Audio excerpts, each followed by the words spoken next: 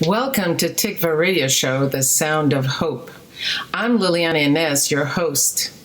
Someone once said that God speaks to people in different ways. Did you ever have dreams, visions, or a special experience in which you felt God was speaking to you? The Torah tells us that Abraham, Jacob, and many others heard and experienced God. Does Adonai speak to people like that nowadays? On Tikvah Radio, we interview people who have had an encounter with the God of Israel, a special experience. Some have even had personal miracles, and all have found the Messiah of Israel. Stay tuned to Tikvah Radio Show and hear an amazing story of someone who was encountered by God. Welcome, Mishpoha. Today our guest is Ari Halbin. Welcome to Tikvah Radio Show, Ari. We're so glad to have you here today. Thank you. This is it's fantastic. It's my honor. So, Ari, I understand that both your parents are Jewish, and that going back all the generations that you're 100% Jewish. And can you tell us a little bit about your Jewish upbringing? Sure. I mean, in terms of just Jewish heritage or ancestry, as far as we know, just all Jewish. But interesting enough, all of my great-grandparents actually ended up coming here from different parts of Eastern Europe to the United States back in the late 1800s, and then all pre-World War I. So my grandmother was born here in the States in 1910, but my family background is basically all up and down Eastern Europe, Lithuania, Poland, that whole part. Now, when my family came here, part of it was escaping some of the persecution that was happening. For example, my dad's mother, they had a very successful business in Vilna and things like this, and then it was taken away from them, and some persecution. So when they came here, basically my family settled in the Bronx, in New York, and my dad's parents were a little more religious. So my grandfather was a little bit more Orthodox, very traditional and observant in his just kind of in his life. For example, the synagogue would many times wait till my grandfather came when they were having a minyan or a prayer group, and because of a particular oral tradition that's passed down in my family from my grandfather and our line. And my dad remembers growing up in a home where it was just a traditional Jewish home where they even had some food that would be made in the kitchen in the sink, and some that was done and kept in the bathtub, and so that way things were separate in terms of milk and meat. Yeah. Now my mom's side, she didn't grow up religious at all. We actually call it Broadway Jewish. So now what's that look like? Yeah, it just means like the New York Jewish theater scene. So like my grandmother was in the Yiddish theater. My grandfather was just a part of lots of different things related to Broadway. And so there wasn't really any religious aspect, but it was just kind of a cultural Jewish New York scene. And now when my parents got married, they, were trying to figure out, what kind of a home and so forth to go ahead and to put together. At first they settled, I guess, a little bit more of a kind of like a conservative Jewish home, and a little less religious. And so my brothers, I'm the youngest of three boys, and my dad actually was one of three boys, and his brother also had three boys. They grew up, my cousins grew up about a mile down the road.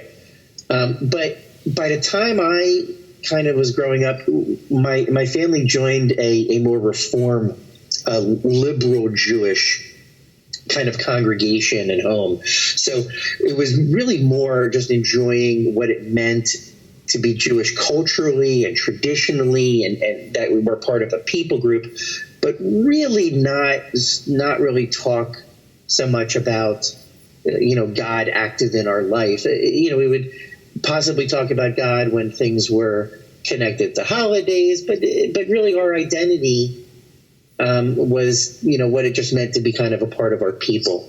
And so I really grew up more or less in like a real liberal Jewish home, and kind of think of it like a real left or liberal kind of worldview or mindset. So I went to Hebrew school. I was bar mitzvahed. I actually was in something called confirmation, which in our particular synagogue was like 2 more years of just kind of some Jewish education after getting bar mitzvahed. But it was really more like liberal education with some Jewish aspects to it. But I was in Jewish day camps and worked at Jewish overnight camps and Jewish fraternity and things like this. But I don't really know if there was any time where I really truly knew whether God was real.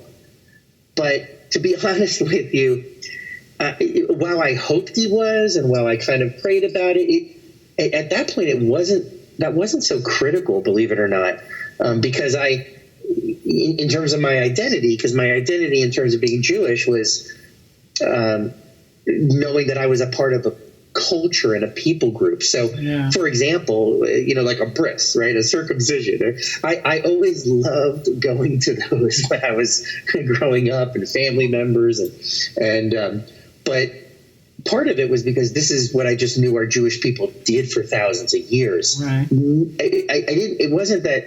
It didn't matter to me so much at that point whether I thought God himself really instituted it, as much as it was just kind of who we were and what we did culturally. Right. And that's really, kind of how my Jewish background or identity was. Mm. I had something. I appreciate what you're saying. What you're telling us, that your identity was cultural, like you said. It was more about being together as a Jewish people and having our identity on that, not necessarily focusing on the spiritual aspect of the Jewish roots. But I wanted to go back a little bit to your great-grandparents and their parents over in Eastern Europe, because they obviously went through something in order for your grandparents to end up being born out here. Mm-hmm. And you mentioned that some family, I don't know if it was I don't remember if it was your mother or your father's side, where they had a business and it was taken from them. I know that in Eastern Europe there was the pogroms, and I have actually a grandpa that had that kind of experience. And I wanted to ask you, how much did you understand about that, and how was any of that? Did any of that affect you? Do you feel, or your parents, as to your identity and your picture of who you are? Sure. Good question. So let me just kind of share the little story about the grandmother. So we can trace at least my family name to a town in what's now modern Eastern Poland. It's called Przemysl. It's kind of near the Ukrainian border. And then my other grandparents are all kind of part of that area. It was called the Pale of Settlement. It basically was part Poland, part Russia, and where at a certain point, I mean, there just tons and tons of Jewish people that were all part of this, but also dealing with persecution.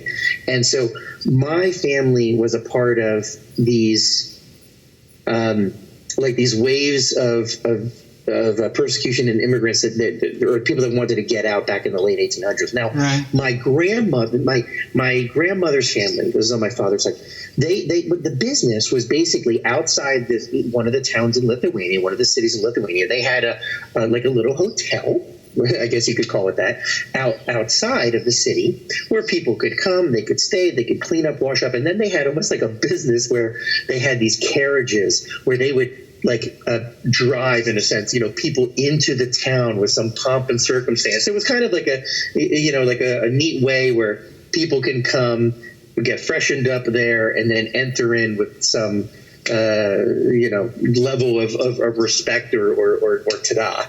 And they were very well off in doing it.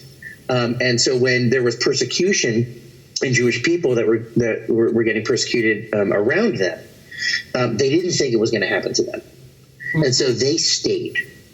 And then eventually, what happened is literally it was just taken from them, and they became paupers. And so what happened is my grandmother's family, this is before she was born, they as a poor family popped and traveled from town to town across Europe going west, basically from Jewish community to Jewish community, because at that point each Jewish community had think of it like a benevolence fund, and so they would go ahead and help the poor. And so over the course of a little over 2 years, they made their way basically across Europe in that manner.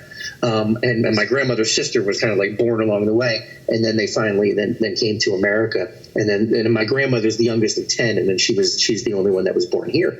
That means that they were still seeing that anti-Semitism all across Europe, and they couldn't see themselves being able to reestablish a life. Well, thankfully, the Jewish community, right through tzedakah or charity, was able to go ahead and to help them as they tried to just make it across. But it took a couple of years to then be able to go ahead and then to come to America. And then really, once they came to America, it was just try to forget the past, create a whole new life, a whole new world. Now, for me and my own family, or my own sense of anti-Semitism, yes, there was this kind of personal story, but really, my sense of it came just from history in general, and unfortunately, that we identify ourselves as survivors, right? So we just had, we're having Passover, so, not just survivors of Pharaoh and then, in the book of Esther,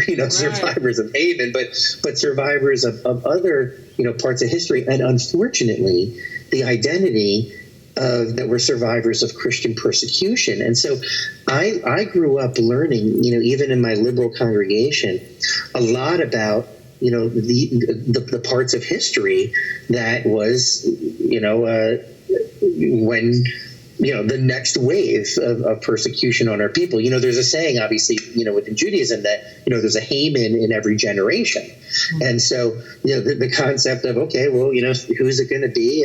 And then, obviously Hitler, we would think would be the Haman in this past generation. But no, I never thought and didn't grow up and was never taught that Hitler was a Christian. But because he quoted some, Christian leaders, there was just this sense of, well, I guess that's part of what might be there. Like, for example, I had never read the New Testament, but I just assumed that somewhere in there, it might have been anti-Semitic, or it might have said something like, let's go to Canaan to get the Jews. I mean, I know these sound like outlandish or pretty bold statements, but that's kind of just what I thought in part, just because of history. So really my sense of that part of, okay, I need to be a survivor, or this is what happens to our people, wasn't just kind of that one little family story, but just the story of our people over time in general. And, so you go to the Holocaust Museum, or you visit different places, and that's, but the sense that we're survivors, right? So it's not this woe is me mentality, but isn't it amazing, through thick and thin, we keep going and keep surviving. Yeah, that's pretty amazing. But we know God's hand is over our people, right, by His grace, for sure.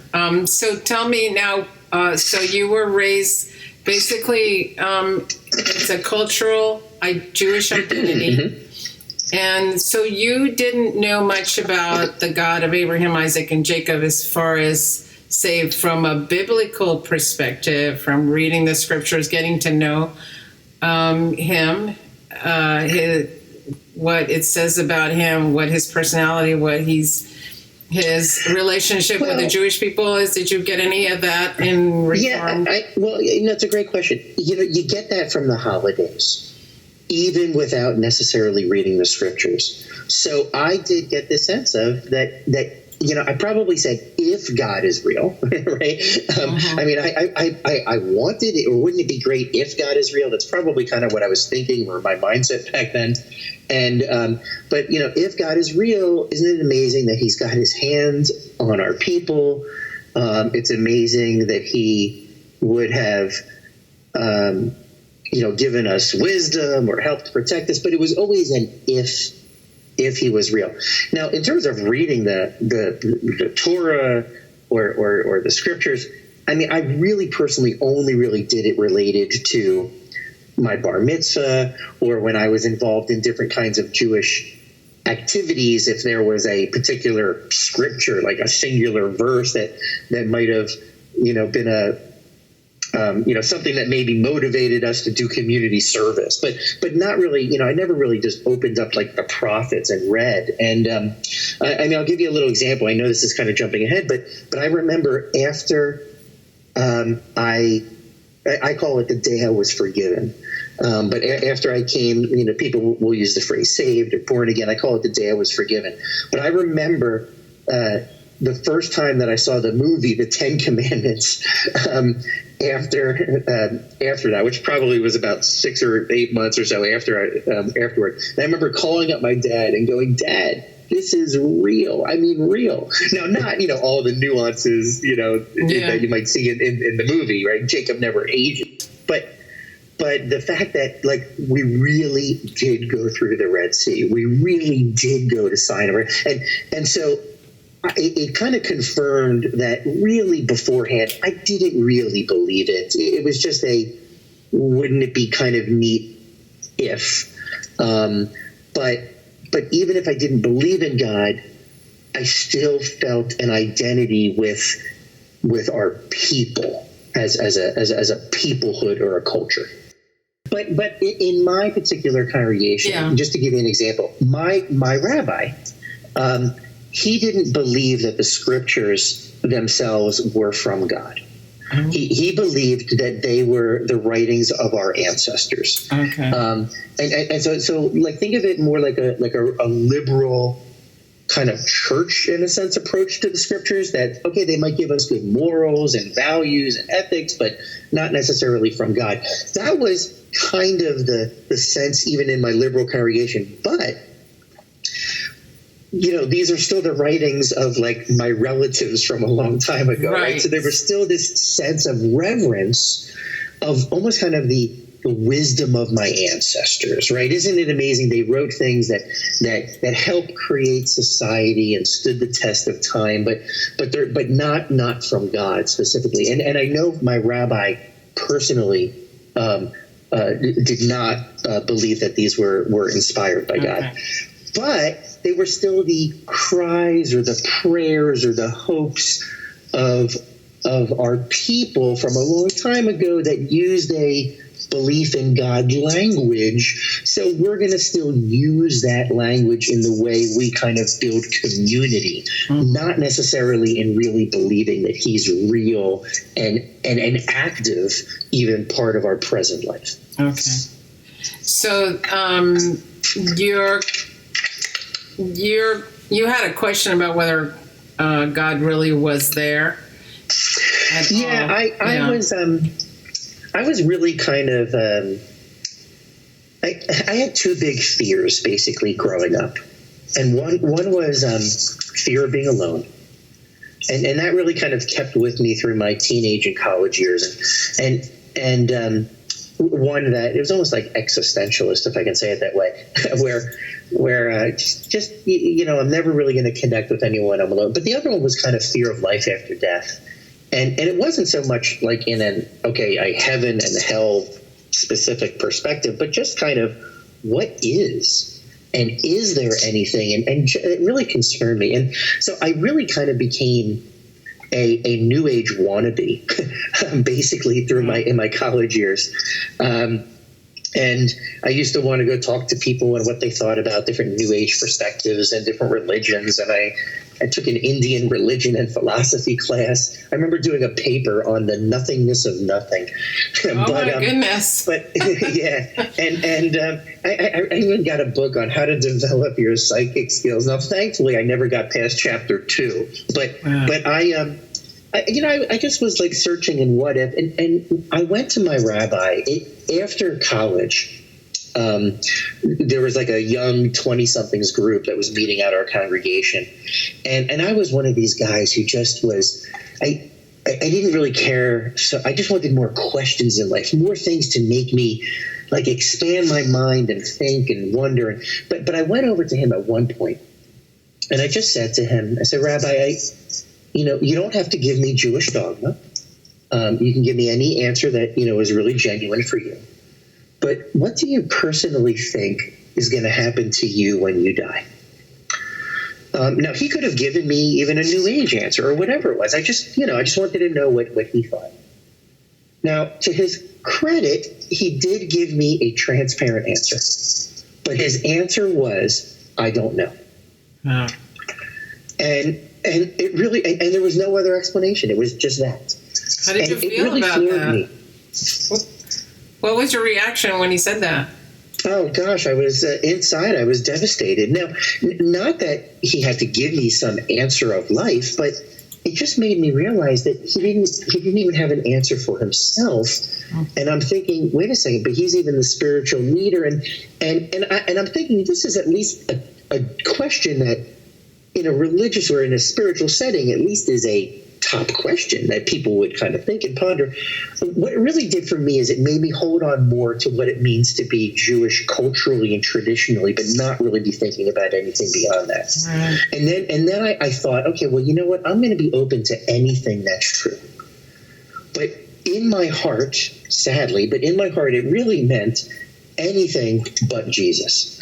I mean, that's because part of my identity is I'm thinking that was somehow other or different than what it meant to be Jewish. So that's probably, that was a real, just life impacting moment for me. So for you, being raised with the Reformed congregation, and in this particular case, you didn't feel that if you went into another religion that you would be betraying your Jewish roots. You would still remain Jewish, but you could still have a religion from, India or someplace else if you felt that was the truth.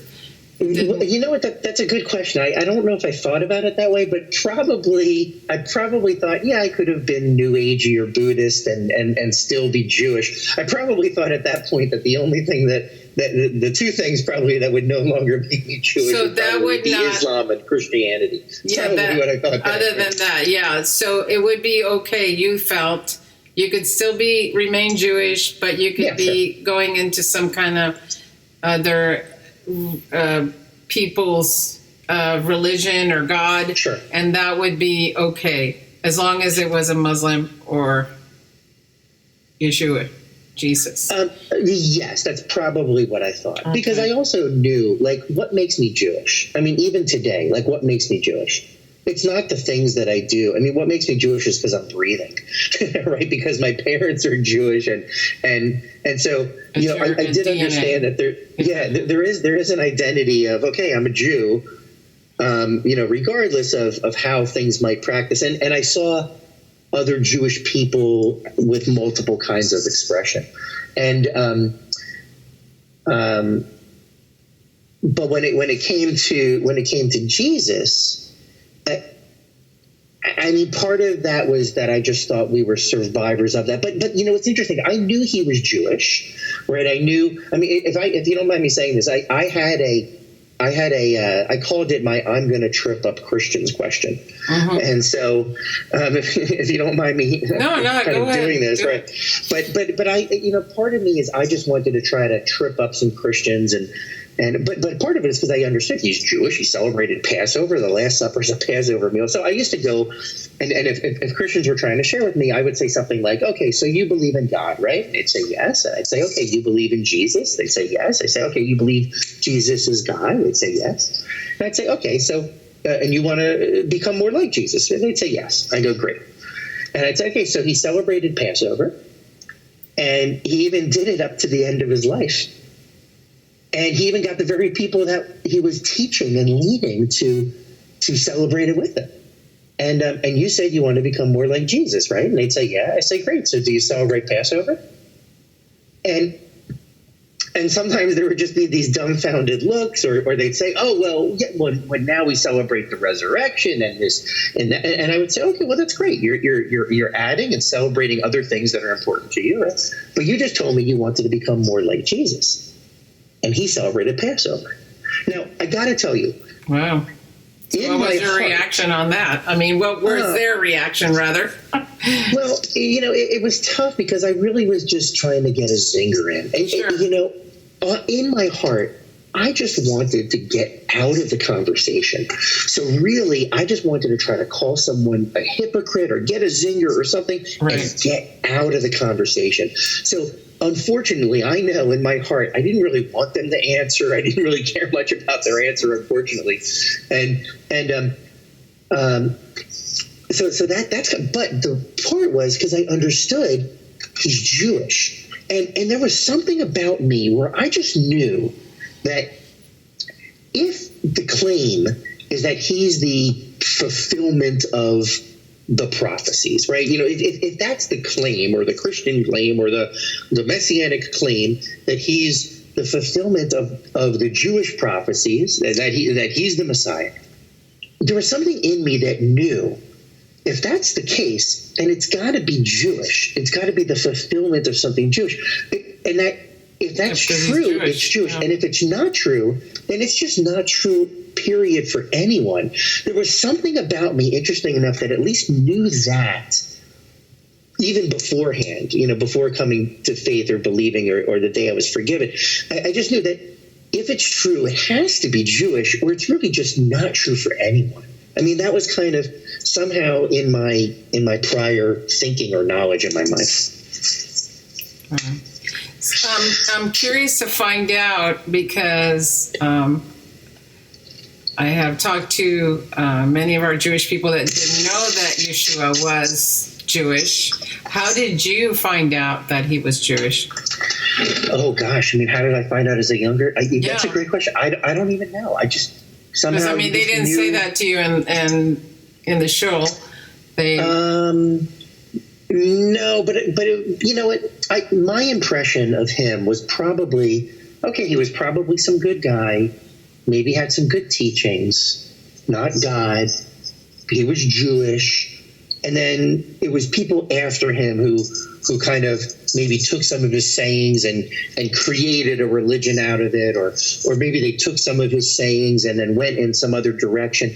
But I guess just somehow I just knew that his context and him was Jewish. But I just figured that wherever it went afterwards was like a different direction. And so, and when I had these questions, I mean, I actually was dating at one point this girl who was a born again Christian girl. And that was a big step for you. Yeah. I was in graduate school, and but she was just a lovely, lovely girl, and part of it is this, a little bit in her background. She was actually physically and sexually abused by her father, and then also by an abusive boyfriend before she had her own salvation experience. Mm-hmm. And at her own time of faith and repentance and turning to the Lord and getting saved, however phrase people want to say it, God gave her at that moment a forgiveness for her dad, which is just stunning. And so I think I was the first person that she actually kind of, quote, was dating or anything after this happened. And so I remember we were together maybe about a month, and she looked at me and she actually just said, she goes, you're really never going to hit me. And I remember thinking, what? But so I think she was just with me because in comparison, I was at least, nicer in comparison than some of her experiences. But I used to drill her hard with questions. Pretty mean. I was right. You think you got a more pure relationship with God than my rabbi? What about the billion people in China? Let's say a quarter of them are Christian, right? And 750 million of them are not. Are you telling me that 750 million people just happen to be born in a culture that makes it harder for them? And I knew in my heart I was asking questions about what she thought about Jewish people. But, where do you think I'm going to go when I die? If the Jesus thing is on one side and I'm on the other. But I used to drill her, and I would give her those, and she just would love on me and answer me in love and just say things like, well, Ari, you know that I believe that there's one way to get to heaven, and that's through Jesus. And she was just straightforward. And she ended up buying a book called Christianity is Jewish because of all these questions that I was asking her. But really? She was trying. I would drop her off at church. I didn't go in. I would drop her off and I'd pick her up afterwards. But she was the first person that I think I let myself get close enough to where they called themselves a born-again Christian. But she was able to believe something was true and something else was not true. But she didn't come with a higher than, less than kind of attitude. She didn't have that better than hierarchy attitude. Okay. She really believed and knew that it was completely by grace and not by her own works. I mean, right, there's a scripture that says that we're saved by grace through faith. That's not of ourselves, that it's a gift from God, not by works, so no man can boast. That's actually Ephesians 2:8 and 9.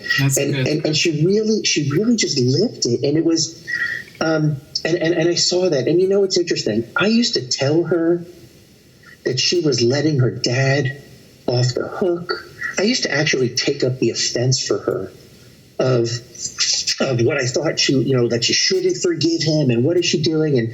And so here I am. I'm literally speaking against the miracle that God did in her heart to forgive her dad at her own moment of salvation. I'm speaking against that. That's huge. Yeah, that's huge. And while I'm speaking against that, God is still coming after me. He's still actually seeking me and drawing me to him, even when I'm speaking against that. And it was amazing. And I had a friend of mine, who actually Syrian. He was a Greek Syrian and Greek Orthodox, but he actually came to faith. Got saved about 5 months before me, and he gave me the book More Than a Carpenter.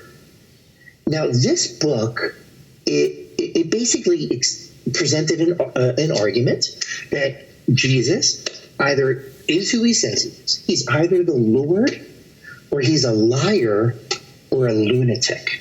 And this is, one of the things that he said was, I'm the way that Jesus said is, I'm the way, the truth, and the life. And no one comes unto the Father except by me or through me. Mm-hmm. Now, that is such an outlandish statement that it's either true or it's mashugana. It's just nuts. Yeah. And for me, after reading this book, I didn't come to faith after reading this book. I actually, at the time, thought that the argument that he was God was weak, or the Messiah. But the argument that was very strong was he had to be one or the other. And I realized that my own personal box or definition of him, that, he was probably some good guy, maybe had some good teachings, not God. And I realized it was intellectually dishonest for me to actually keep him in that box. And so I liked reading the book and I hated reading the book. Yeah. And because I knew I now had to wrestle and deal with this, that it was not honest for me to stay in the spot that I was. And that really, really impacted me hard. You had to confront something that you never had to confront before. So. Oh, sure. And also, I want to go back to your girlfriend forgiving her dad.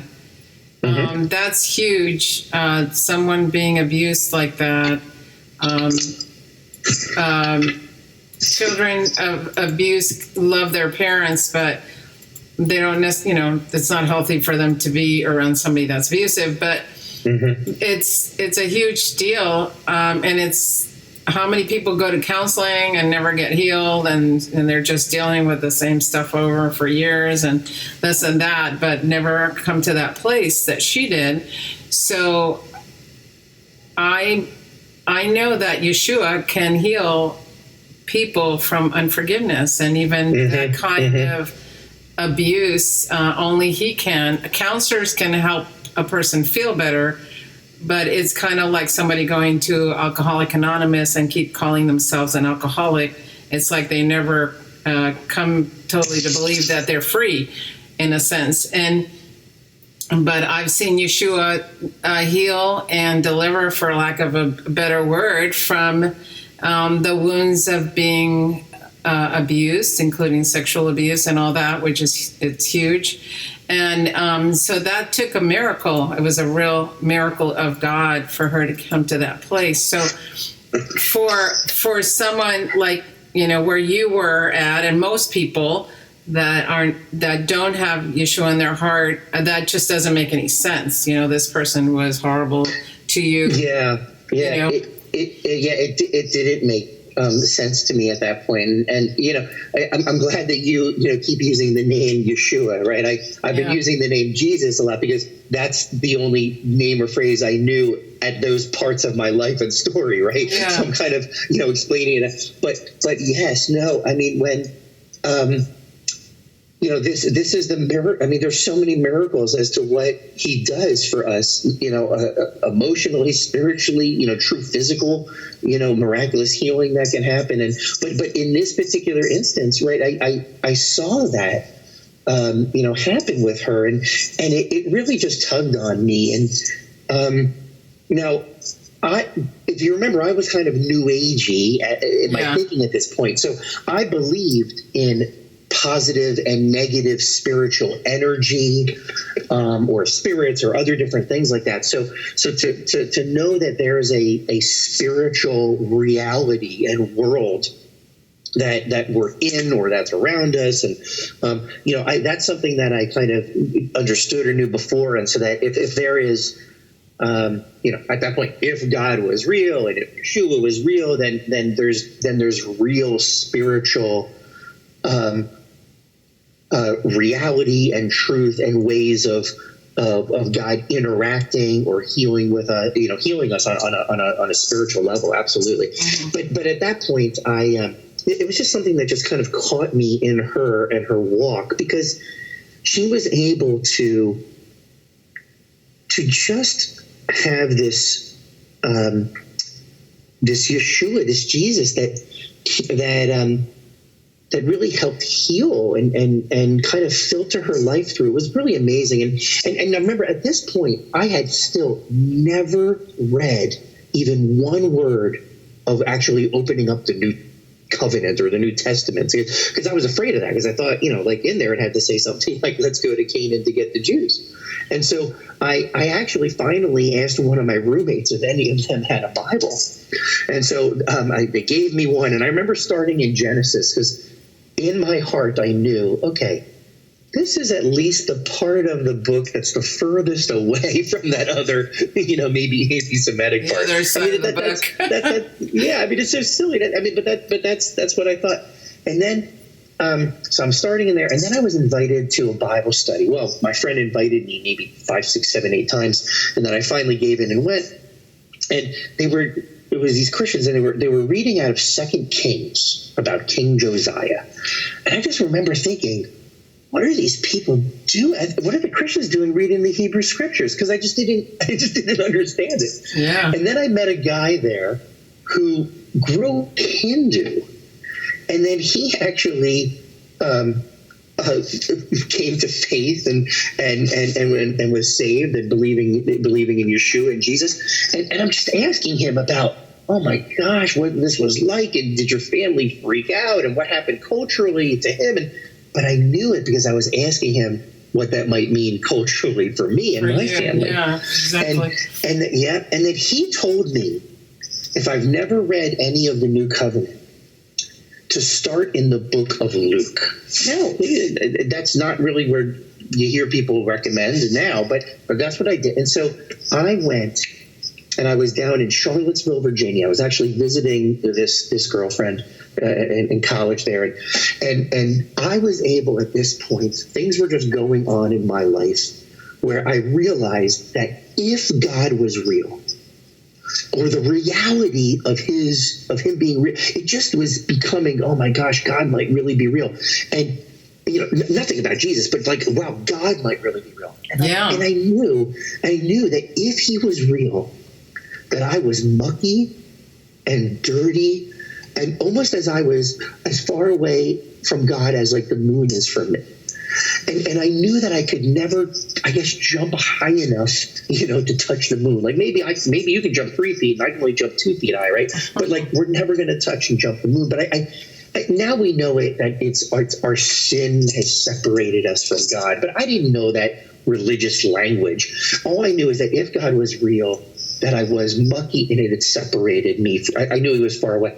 And I knew the only way that I could ever, quote, touch the moon in a sense is if it somehow like came down and dropped on me. Like I could never jump up and get it. Right. And so the reality that of just being sinful in a sense, or just mucky, and that I had no atonement. So the concepts of atonement or sacrifice, these good old Jewish concepts, started just flooding my mind or my heart. Like I just knew that if God was real, I didn't have that. And so what do I do? And I remember talking with Mary, that was her name. And I remember talking to her, and she's trying to lead me to the Lord in a sense. And I'm able to admit I'm a sinner and so forth, but I couldn't get past this if Jesus thing. And so finally I went on my own, and I sat down and I read the book of Luke. I read from the first time. And it starts off with this story of a Jewish priest in the temple, right? It's like a Jewish story, this revered priest in the temple. And I'm like, oh, this is interesting. And then actually his son is, quote, John the Baptist. And I'm for me beforehand, John the Baptist couldn't have been like a less Jewish phrase. Yeah. But wait a second, he's the son of this like revered Jewish, priest in a temple. And it was just interesting. And then you get to this, the quote, the birth story, but then it says on the 8th day he was circumcised according to the law of Moses, and then that Yeshua, that they brought him to the temple to do other different kinds of sacrifices. And now remember, I knew that he was Jewish. I just didn't expect such a positive Jewish story or context, because it even then says in Luke chapter 2 that every year his family went up to Jerusalem to celebrate the Passover. And Passover has always been my favorite holiday, and that was just so amazing. And then in Luke 3 it gives the genealogy of him going back to Adam, and at this point I put my guard down, because I had still had this kind of shield or guard up in a sense as I was reading. And then I read the rest of the book of Luke and was stunned. I'm going back into Isaiah, where there were prophecies that were quoted in Luke, and they were exact, and I just couldn't believe it. And at this point, my eyes were open, my heart was open, and by the end, I was just crying out that if he is real, that he has to show me that day. I literally was telling God, you have to show me. Like I have the gall to do that. So that was a huge step for you to even get into the book. And then you realize that it's through and through Jewish. The John being the son of a Levite priest. I mean, how Right. Jewish, can you get? Yeah, and then all of the different prophecies and parts that, were showing the different descriptions or messianic prophecies or parts from the Hebrew scriptures that were laid out here. And then what happened is literally, she comes to find me, and I finally admit, okay, I'll go talk to these church people. She kept trying to encourage me to meet with a sweet couple from her church who, back in the hippie days, where they were a part of that the Jesus movement, they got saved then, and just this nice sweet couple. And I finally said, okay, I'll go. And then we had dinner. And we actually broke up and split over dinner during the meal. Now, it wasn't because we didn't like each other anymore, but we just knew it just wasn't to be. Now, interesting enough, I always thought, man, if I ever do that Jesus thing, man, my relationship with her, it's just going to catapult. It's going to be incredible. But actually, this decision or turning to God had to be 100% for God, period. Not like 90% for him and a relationship with her is like part of this benefit package. So we actually had to split up, and I came to faith an hour afterwards. I was actually we went over to this couple's house, and I was just crying my eyes out, and we were talking about different things. And next thing I know, after a while, I'm just kneeling down on the ground, and I know it was kind of this repeat after me prayer, but at this point, I just was crying out and knew that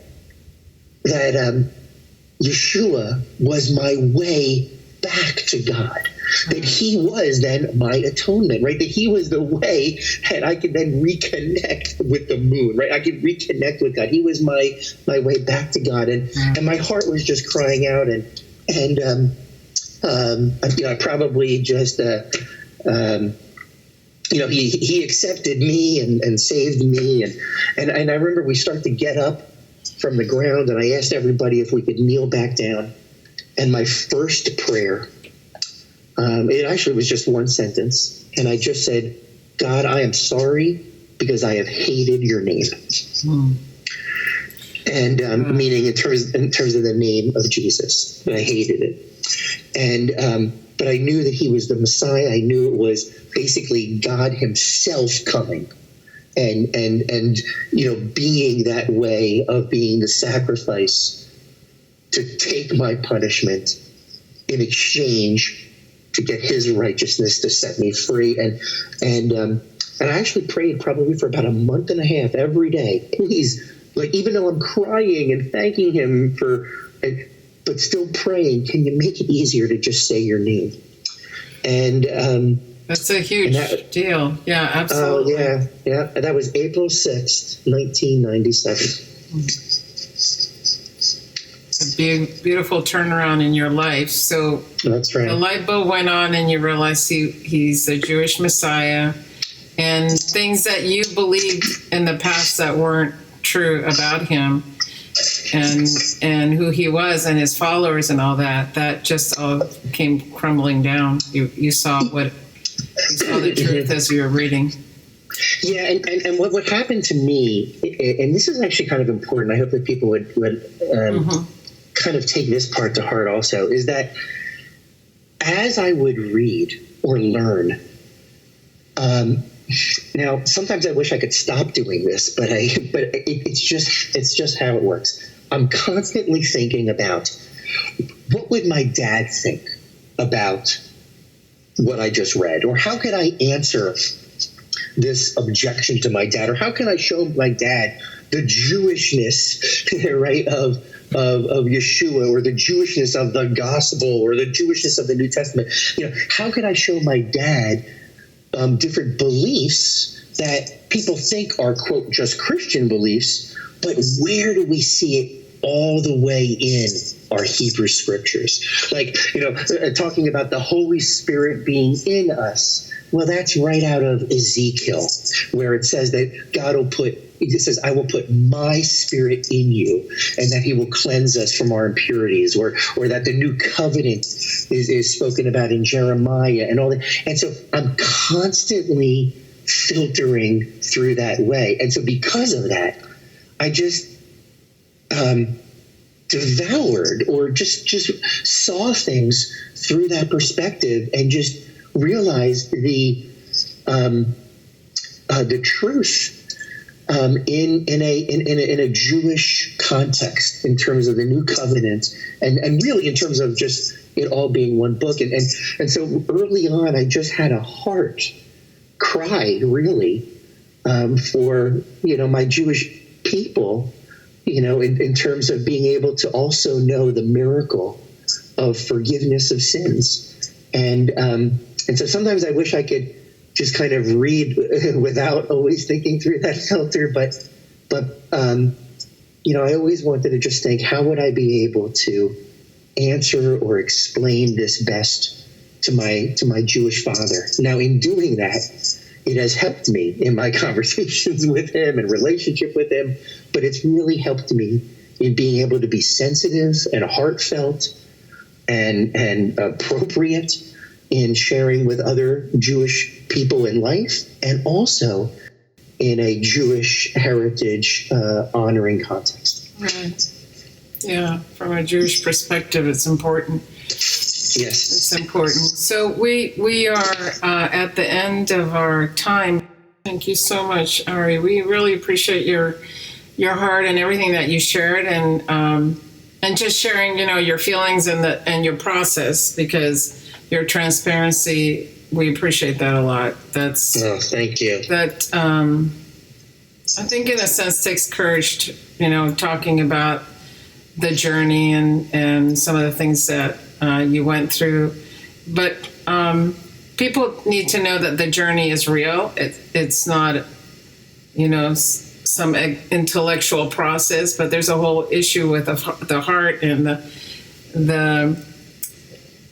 the ideas about the Messiah, the things that you had to, the hurdles that you had to jump through, as it were, and that you were willing to take a chance on, to see if Yeshua really was the Messiah, and to draw close to God. You had that in your heart, and that's right. And to know that He is a promise keeper, to know that Yeshua will never leave me nor forsake me, to know that I am not alone in a sense, in this life, but to know that I can continually turn to Him and receive and have the experience of forgiveness of my muck and forgiveness of my sin. And I still have ups and downs in life, right? But right. It's on a whole nother higher, different level or reality of just walking with God in forgiveness, in terms of just the ups and downs of life. And right, it's my heart cry that my Jewish people would also know the miracle of forgiveness of sin. Thank you so much, Ari. I appreciate your sharing, and thank you. I hope that we'll have you back sometime in the near future. It would be a blessing to have you back. Thank you again for your time. Shalom, shalom, and Hag Sameach. Thank you, shalom. He renews your strength like the eagles. You'll be strong and overcoming. As high as the heavens are above the earth, so great is His love for you. So bless the Lord, oh my soul, and all that is within me. Bless His holy name.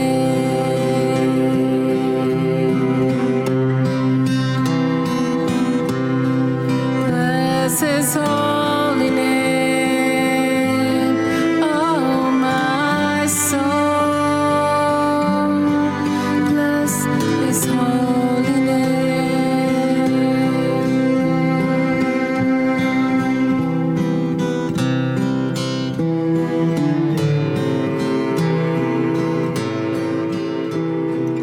you for listening to Tikvah Radio Show, the voice of hope.